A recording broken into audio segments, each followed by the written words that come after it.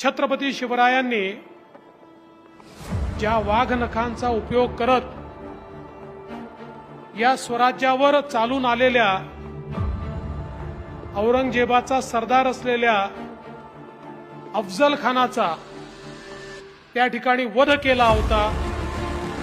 आणि तो चित्तथरारक प्रसंग पिढ्यानपिढ्या आपण सगळे ऐकत आलो। त्या प्रसंगामधलं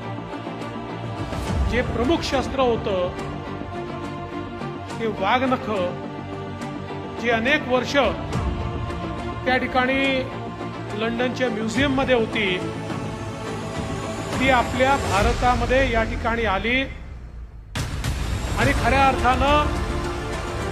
आमची राजधानी असलेल्या साताऱ्यामध्ये वस्तू संग्रहालयामध्ये आता ती आपल्या